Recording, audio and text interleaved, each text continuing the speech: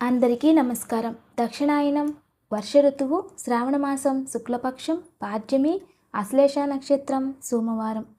ఆధ్యాత్మికంగా ఉన్నవారు, భక్తి మార్గంలో ఉన్నవారు అందరూ కూడా శ్రావణ మాసాన్ని విశేషంగా ఆరాధిస్తారు. అది కూడా ఈ సంవత్సరం శ్రావణ మాసంలో పాడ్యమి రోజు సోమవారం రావడం అనేది విశేషం. సోమవార వ్రతం అనేది కూడా ఉంటుంది. దీనిని అందరూ కూడా ఆచరించవచ్చు. అయితే ఈరోజు అందరూ కూడా సోమేశ్వరాయ నమః అనే నామాన్ని జపించాలి. దీని వలన మానసిక స్థితి స్థిరంగా ఉంటుంది మరియు ప్రశాంతత ఉంటుంది. ఈ నెలంతా కూడా సోమేశ్వర స్వామిని పూజించి అలానే అన్ని వ్రతాలు కూడా ఆచరించడం వలన ప్రకృతిలో ఉన్న చైతన్య శక్తి అన్నీ అందుతాయి. కాబట్టి అందరూ కూడా ఈరోజు మంత్రబలంలో భాగంగా ఓం సోమేశ్వరాయ నమః, ఓం సోమేశ్వరాయ నమః అనే నామాన్ని జపించాలి. ఈ నామాన్ని జపించడం వలన ఆ పరమేశ్వరుడు మరియు లక్ష్మీనారాయణుల అనుగ్రహం ప్రాప్తిస్తుంది. ఇక ఈరోజు మంచి మాట.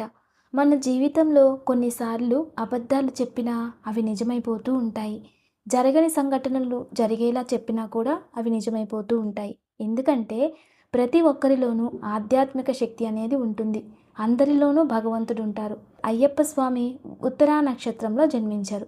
ఒకసారి అయ్యప్ప స్వామి గురువులు తమ ఇంట్లో పూజ చేస్తూ ఉంటారు. గురుపుత్రికకు వాక్చాతుర్యం ఉండదట. అయితే ఆ సమయంలో ఇంటికి వెళ్ళిన అయ్యప్ప స్వామి గురుపుత్రికకు ఓంకారాన్ని చెప్పించి మాటలు వచ్చేలా చేస్తారు. అది చూసి ఆశ్చర్యపోయిన గురువు తన శిష్యుడికి పాదపూజ చేస్తారు. దీని అంతర్యం ఏమిటి అంటే జ్ఞానం గొప్పదే కానీ వయసులో పెద్ద చిన్న అనేది కాదని అర్థం. జ్ఞానం అనేది అంత గొప్పదన్నమాట. జ్ఞానం అనేది అపరిమితమైనది. కలియుగంలోనూ అంతే. ఒక తండ్రి సాధారణ ఆఫీసర్గా ఉంటారు. అయితే తన కొడుకు తనకంటే ఎక్కువ స్థాయిలో ఉండి ఉన్నత అధికారిగా వచ్చి తండ్రి ముందు నిల్చుంటాడట. అప్పుడు తండ్రి వచ్చి అందరి ఎదురుగా సెల్యూట్ చేస్తారట. అంటే జ్ఞానంతో పొందిన స్థానానికి గౌరవం ఇస్తున్నారని అర్థం. ఒక గురువు ఊరందరికీ మంచి మాటలు బోధిస్తూ ఉంటే అదే ఊరిలో పుట్టిన బ్రాహ్మణుడు ఒకరు ఆ ఊరి వారితో ఇలా అంటారట. వారేదో అలా వచ్చి మీ అందరికీ చెబుతున్నారు, మీరేమో అదే వింటూ ఆచరిస్తున్నారు. మనకంటే గొప్పవాళ్ళ వాళ్ళు? మనమెంతో వాళ్ళు అంతే కదా. వాళ్ళు చేసేదే మనము చేస్తున్నాం కదా. వాళ్ళకి మనకి వ్యత్యాసం ఏంటి అని అంటారట. అలా అనుకుంటూ ఒకరోజు అలా దారిలో వెళ్తూ ఉంటాడు. అప్పుడు ఒక పెద్ద సమస్య వస్తుంది.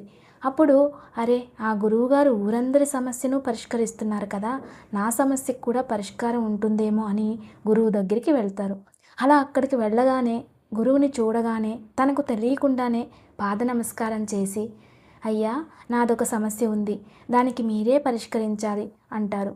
అది విన్న గురువుగారు, ఓ సింతేనా, అయితే ఇదే దీని పరిష్కారం అని చెప్పి వెళ్ళమంటారు. అలా వెళ్ళగానే అది అక్కడ పరిష్కారం అయిపోతుందట. అప్పుడు అతనికి తెలుస్తుందట, జీవితంలో ఎప్పుడు ఎవరినీ మనం తక్కువగా అంచనా వేయకూడదు అని. ఇక్కడ వయసు గొప్పది కాదు, ఎవరు ఎలాంటి వారు అనేది కూడా గొప్పది కాదు, కానీ ఎవరిలో ఎంత జ్ఞానం ఉన్నది మాత్రమే గొప్పది. ఆ జ్ఞానం వారు ఇతరులకి ఎలా పంచుతున్నారు అనే అర్థం చేసుకోవాలి. అప్పుడు తాను అనుకుంటాడు, నేను రోజు నా కోసం, నా వృత్తిని, నా కుటుంబం కోసం, నా స్వార్థం కోసం పూజలు యజ్ఞాలు చేస్తూ దాని సంపాదనతో నేను బతుకుతున్నాను. నేను బతకడం కోసం పూజలు చేస్తున్నా. కానీ అతను ప్రపంచానికే మంచిని చేయాలని తన జ్ఞానాన్ని, తన తపోశక్తిని ప్రజలకు అందిస్తున్నారు. కాబట్టి అతడు భగవంతుడు అని అనుకుని తను అనుకోవడమే కాకుండా అందరితోనూ ఈ విషయం చెప్తారు. అలానే జీవితంలో కూడా చాలామందికి ఇలాంటివి జరుగుతూనే ఉంటాయి. విమర్శిస్తూ ఉంటారు, మనతో ఉంటూ కూడా విమర్శిస్తారు. అయితే వారికి తెలియనిది ఏంటి అంటే ఎవరిలో ఏ గుప్త శక్తి ఉంటుందో అర్థం కాక అలా మాట్లాడుతూ ఉంటారట.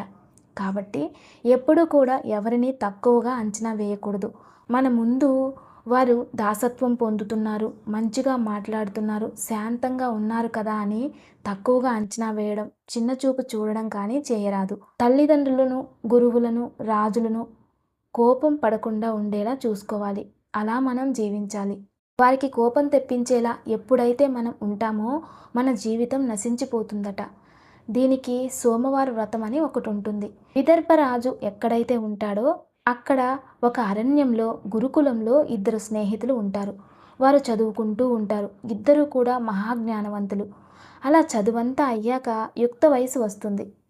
వాళ్ళు అనుకుంటారు, మనం విప్రులం కాబట్టి మనం విదర్భరాజు దగ్గరికి వెళ్ళి మన నైపుణ్యం చూపించి తర్వాత వివాహం చేసుకుని మన మనుగడ సాగిద్దాం ధనాన్ని పొంది అని అనుకుని రాజు దగ్గరికి వెళ్ళి వేద జ్ఞానాన్ని ప్రదర్శిస్తారు. దానికి సంతోషపడిన రాజు ఏం కావాలో కోరుకోండి అంటారు. అప్పుడు ఆ బ్రాహ్మణులు, మహారాజా, మేము మా మనుగడ సాగించడానికి వివాహం చేసుకుని గురుకులం ప్రారంభించి వేద విద్య బోధించడానికి మాకు ధనం సాయంగా కావాలి అని అడుగుతారు. అప్పుడు రాజు అదంతా విని, సరే కానీ నేను మిమ్మల్ని ఒకసారి పరీక్షించాలనుకుంటున్నా అని చెప్పి, ఇలా తూర్పు దిశలో ఒక రాజ్యం ఉంది. ఆ రాజ్యంలో ఒక బ్రాహ్మణ స్త్రీ ఉంటుంది. ఆ స్త్రీ ప్రతిరోజు భార్యా సమేతంగా వెళ్ళే ఎంతోమంది విప్రులకి పాదపూజ చేసి దాసోహం చేసి వాళ్ళకి చాలా ఆభరణాలు అందిస్తుందట.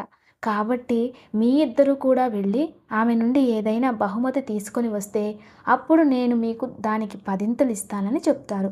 అది వినగానే విప్రులు ఇలా అంటారు, అయ్యా రాజా, మహారాజా, మాకు వివాహమే అవలేదు, మమ్మల్ని ఎలా వెళ్ళమని చెప్తున్నారు అనగా, అప్పుడు రాజు, అయితే ఒకరు స్త్రీ వేషం వేసుకుని భార్యాభర్తలుగా వెళ్ళండి, అలా వెళ్ళి ఏదైనా బహుమతి తీసుకురండి అని చెప్తారు. అప్పుడు ఆ విప్రులు, మహారాజా, మేం విప్రులం, మేము ఇలా చేయలేము, వేషధారణ చేసి మోసం చేసి సంపదని బహుమతులని పొందలేం అంటారు. అప్పుడు మహారాజు వారితో, ఇదేనా మీ గురువులు నేర్పించింది? రాజు అంటే దైవ సమానులు. రాజు, గురువు మరియు తల్లిదండ్రులు దైవ సమానులు. రాజాజ్ఞను ధిక్కరిస్తే దేవతలను ధిక్కరించినట్టు, ఆ ఆజ్ఞను ధిక్కరిస్తే ఆయుష్ క్షీణిస్తుంది అని మీ గురువులు గురుకులంలో తెలియజేయలేదా అని అంటారు. నేను చెప్పినట్టు మీరు చేస్తే మీకు శుభమే జరుగుతుంది, లేదు అంటే ఖచ్చితంగా దీని దుష్పరిణామం మీరు అనుభవిస్తారు అంటారు. అది వినగానే విప్రులు, సరే మహారాజా, మీరు దేవుడితో సమానం, దేవుడి ఆజ్ఞని మేము పాటించకపోతే అది మాకు శాపంగా మారుతుంది. ఎప్పుడు కూడా రాజాజ్ఞని ధిక్కరించిన, గురువాజ్ఞని ధిక్కరించిన దాని శాపం కఠోరంగా ఉంటుందట. అది ఈ కథ యొక్క అర్థం. అలా విప్రులు ఆ రాజ్యానికి వెళ్తారు. ఆమె మహాపతివ్రత, మహా తేజోవంతురాలు మరియు మహాజ్ఞాని కూడా. వీళ్లను చూసి స్వాగతం చెప్పి పాదపూజ చేసి వారికి ఆహారం అందించి అతిథి సత్కారాలు చేసి ద్రవ్యరాశిని అందిస్తుంది. ఇక వారు దానిని తీసుకొని వస్తూ ఉంటే ఆ ఇద్దరు స్నేహితులలో ఎవరైతే స్త్రీ వేషం వేసుంటారో ఆశ్చర్యంగా అతని శరీరం మొత్తం నిజంగా స్త్రీలా మారిపోతుంది. ఏం చేయాలో అర్థం కాదు. అప్పుడు తన స్నేహితుడితో ఇలా అంటారు, మిత్రమా, నన్ను పెళ్లి చేసుకో అని అంటారు. నువ్వు ఆడవేషం వేసుకున్నా నిజంగా నువ్వు స్త్రీవి కాదు కదా, నువ్వు నాకు స్నేహితుడివి అనగా, లేదు, నేను మొత్తం స్త్రీగా మారిపోయాను, నా ఇష్ట కష్టాలను నువ్వే నెరవేర్చాలి, రాబోయే దారిలో అడవి ఉంది, అడవిలో మనం వివాహం చేసుకుందాం, నువ్వు కాదు అంటే శాపగ్రస్తుడివి అవుతావు అనగానే ఆ స్నేహితునికి అర్థం కాగా ఇది నిజమా అబద్ధమా అని భయపడతాడు. తర్వాత అతనికి ఎంతో మనోధైర్యం చెప్పి దీనికి పరిష్కారం వెతుకుదామని తన దగ్గరున్న మంత్రించిన నీటిని ప్రోక్షించి ఇద్దరూ కలిసి రాజు దగ్గరికి వెళ్తారు. తరువాత రాజు ఇదంతా విని రాజ్యంలో ఉన్న ఎందరో ఋషులను మునులను పిలిపించి అడుగగా అప్పుడు వారు చెప్తారు, మహారాజా, మీరు చెప్పడం వలన మీరు నిజంగా చాలా పొరపాటు చేశారు. మీరు నిజంగా చెప్పడం వలనే వీరు స్త్రీగా మారిపోయాడు. ఆమె పరమ పవిత్రురాలు, ఆమె జ్ఞానంతో ఇతన్ని స్త్రీగా మారిపోయాడు అని తెలుసుకుని వారి వెనుక జన్మలో వీరు భార్యాభర్తలు అనే విషయం తెలుసుకుని వివాహం చేయిస్తారు. తరువాత తండ్రి వచ్చి, నాకున్నది ఒక్కడే కొడుకు, ఆ కొడుకుని మీరు స్త్రీగా మార్చేశారు, ఇదేం న్యాయం అంటే అప్పుడు అక్కడ ఉన్న మునులు ఇలా అంటారు, ఇదే ప్రాంతంలో కొంత దూరంలో గౌరీ వ్రతాన్ని ఆచరిస్తూ ఉన్నారు, వారి దగ్గరకు మీరు వెళ్తే వారి జ్ఞానంతో వీరిని పురుషునిగా మార్చవచ్చు అని తెలియజేస్తారు. అప్పుడు మహారాజు వెళ్ళి గౌరీ వ్రతాన్ని ఆచరించగా అమ్మవారే స్వయంగా ప్రత్యక్షమై వీరినైతే ఏ కారణంగానూ నేను పురుషుడిగా మార్చలేను. కావాలంటే వారికి మరొక పుత్ర సంతానాన్ని ఇస్తాను. దానితో వారి వంశవృద్ధి అవుతుంది అని అమ్మవారు చెప్పి ఆశీర్వదించి వెళ్ళిపోతారు. తర్వాత స్నేహితులిద్దరూ పెళ్లి చేసుకుంటారు. రాజు కూడా రాజ్యంలో సగం ధనం ఇచ్చి వారు మనుగడ సాగడానికి సదుపాయం కలిగిస్తారు. ఇది కథ. అంటే భగవంతుని పూజిస్తే ఏదైనా పొందగలరు. ఇక దివ్య పూజ. రేపు మంగళవారం మంగళగౌరి వ్రతం ఉంది. రేపు ఉదయాన్నే ఇంట్లో ఒక కలశాన్ని స్థాపించి మంగళగౌరిని ఆవాహనం చేసుకుని 16 దీపాలు పెట్టి ఏదైనా 16 పండ్లు నైవేద్యాన్ని పెట్టి వాటిని 16 మంది సుహాసినులకు ఇస్తారు. 16 గ్లాసులు పెట్టి అన్నింటిలో నీరు పోసి పుష్పాన్ని వేసి ఆ కలశాలను పూజించి నీటిని ప్రోక్షణ చేసుకోవాలి.